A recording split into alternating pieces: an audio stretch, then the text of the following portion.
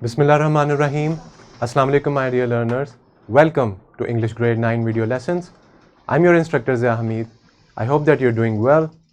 So today we have a competency of writing, and our SLO is about this competency. This will be our lecture number 8.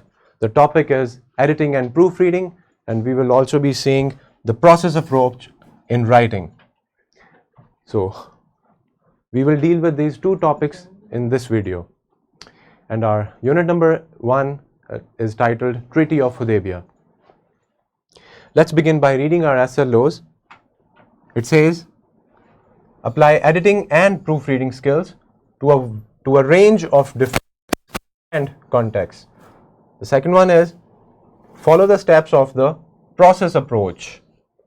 To plan for writing a paragraph includes brainstorming, structuring, mind mapping, using a variety of graphic organizers, writing, and note taking. So let's break it down first. The first one is all about learning about editing and proofreading so that we can apply these two on any text that we want. Secondly, we will be seeing the process approach of writing. That includes writing a paragraph or any other text. It includes brainstorming, technique of structuring it, mind mapping, and also using a graphic organizer, note taking, and also free writing. So we will see these things one by one. I hope that you have grabbed the SLOs, and this will help us understanding more about what we're going to discuss in this lecture. My dear learners, here is a vertical linkage of this SLO linked with the previous grade 8. Alright, now let's begin with the name of Allah, the most gracious and the most merciful. We have here two ayats from the Holy Quran, one from Surah 68 verse 1 and the other one is from Surah 96 verse number 4. So why are we studying these ayats? It shows us, the both ayats shows us the importance of pen and the importance of writing. So we need to understand that writing and writing effectively is very much encouraged, and Allah has taught us through the pen. So this is very important in Islam also. Surah 68 verse 1 says, Noon, by the pen and what everyone writes. Allah swears on the pen. It emphasizes the importance of pen or pencil or with whatever you write. This one is who taught by the pen from Surah 96 verse 4. Allah said, praise Allah, the one who taught you by using the pen or by pen. So this also clarifies the importance of using pen and ultimately writing. I hope that we are pretty much clear with this one. Now let's tackle with an interesting pre-reading question. So what steps do you follow when you are given to write something about? So what do you do when you're given a topic? I want you to brainstorm about it. So you think about it. It's not likely to happen that you suddenly come up with a text or a paragraph. There is a process to follow. You think about it, you take notes, you organize the ideas and stuff in your mind, and you do so many other things also in order to write something, and then you edit it and then you proofread it before submitting or before giving it to your teacher, right? So there is a process, and also there is the need of editing it after writing and also proofreading it. I mean reading it again in order to find mistakes or in order to make it better. So this is all about that, and I hope that you have stormed your brain about writing on any topic. Now, after this, we have an interesting activity. Start by brainstorming ideas for a paragraph on the given topic, my favorite hobby. So the topic is very clear. It's about my favorite hobby. What will you do first? Let's see. Let's see the process approach in writing. So here we have a definition. The process approach to writing is a method that involves several stages. It helps you improve the quality of your writing. So this is about the process approach, and it's very much clear that we need to follow the process in order to create an effective piece of literature or writing. So there are some steps. This is brainstorming, free writing, revising it, or editing it, and then obviously proofreading it. Let's see it one by one. Number one is brainstorming. So this one clearly shows that it helps to generate ideas and organize thoughts. Use different brainstorming techniques such as making a list, creating a concept map or mind mapping, or using a graphic organizer. So in order to brainstorm effectively, we have several techniques under our sleeves. We have some tricks also. Let's see it. So listing, as suggested by the name, you list your ideas. You list everything that comes up in your mind about the paragraph topic, which is my hobby. So listing is defined as generating broad ideas, then building upon them with more detail in bullet pointed lists. Then group and label these lists so you have possible subpoints to develop. When will you use it? You will use it when you need to produce a lot of information in a short amount of time, or when you have a broad topic that you need to narrow down or break it down.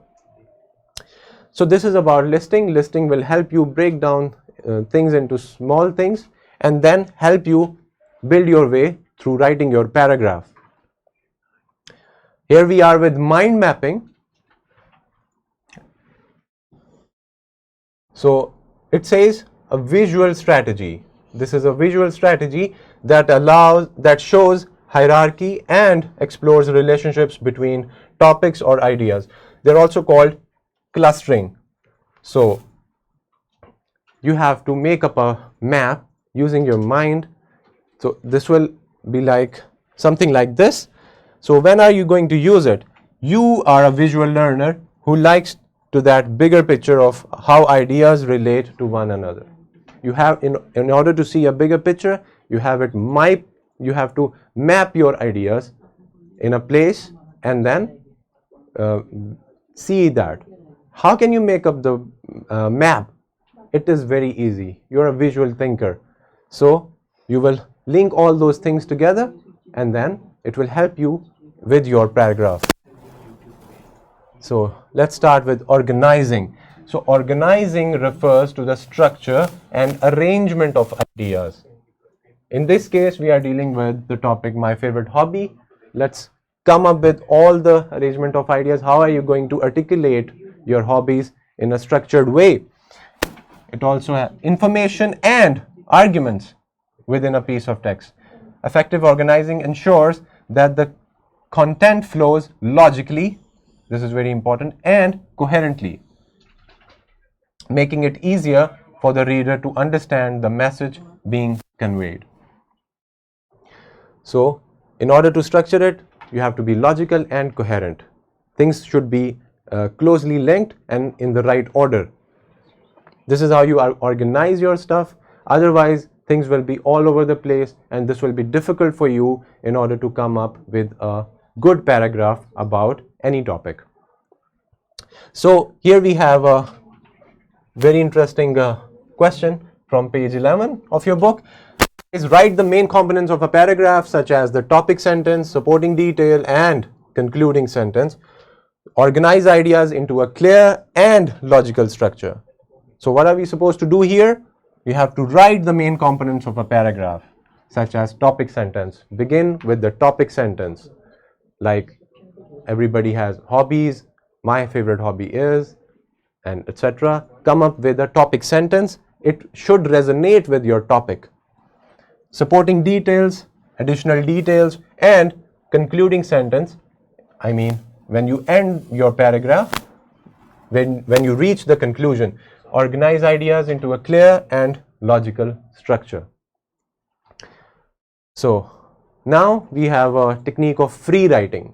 So what do we do here? We write freely without worrying about whether we are making any kind of mistake.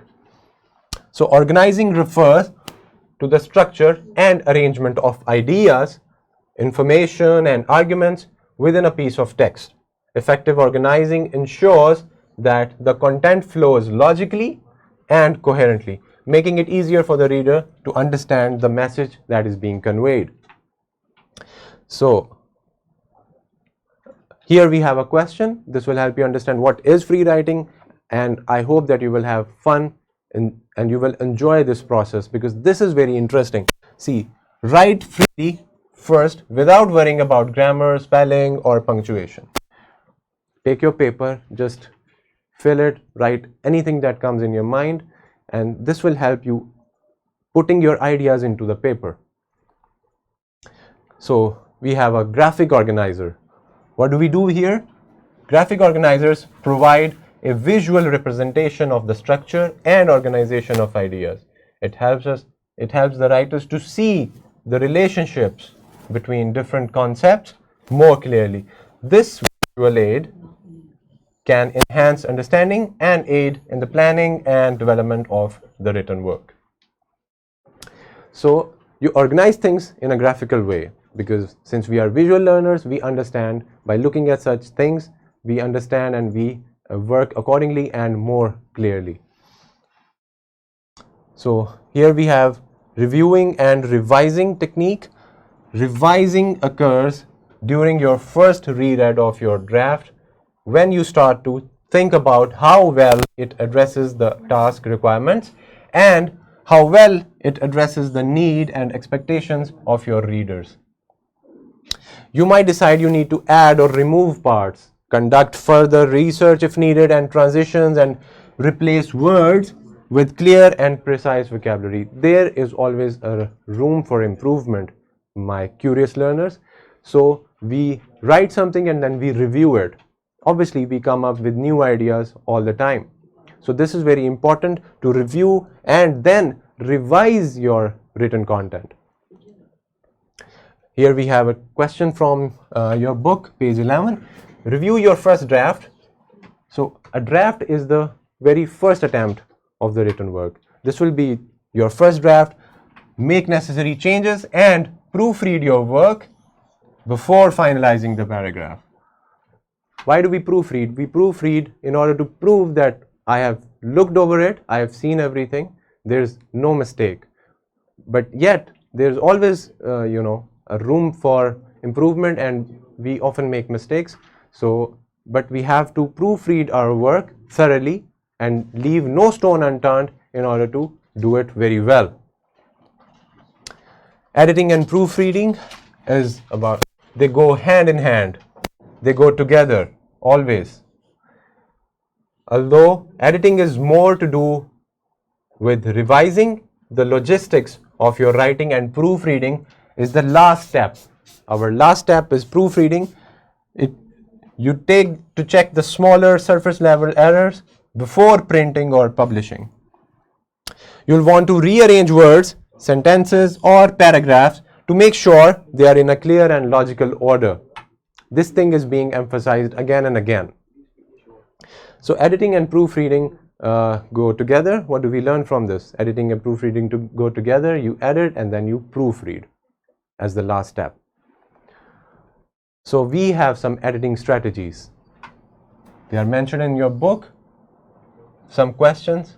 Does the paragraph have a clear topic sentence using specific words? And all these, you can read them, and you should verify that whether you have fulfilled these questions. Okay, to finish up, many students find the writing process a bit tedious, difficult, and often forget or avoid crucial steps that can help them submit a polished and professional good copy, the final draft. Adopting effective strategies when planning, drafting, revising, and editing can help you deliver a powerful, clear, and well-crafted piece of writing. So, what do we learn from this? That the writing process is not very difficult. It will sound tedious, but it is not. It's very easy, and you can do it in a very professional way. So we have a checklist for you for editing and proofreading. follow and fill up all these steps. Check them right after doing it, and this will help you in better draft, and you will edit and proofreading it in a very good way. Okay, so simulation video we have here. This will help you understand more about the writing process, and you will have a good time watching it, and you will learn more about it.